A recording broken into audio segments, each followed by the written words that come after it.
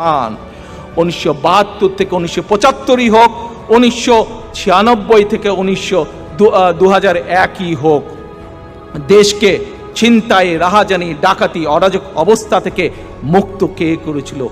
BNP করেছিল।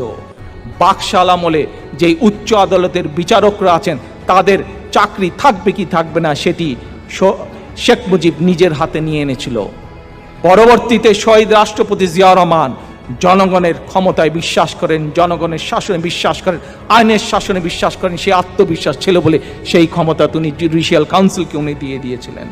প্রিয় ভাই বোনেরা, বেগম খালেদা জিয়ার হাত ধরেই বাংলাদেশে বিএনপি 91 সালে 80,000 কলকারখানা তৈরি করেছিল দেশের অর্থনীতিকে শক্তিশালী করার জন্য।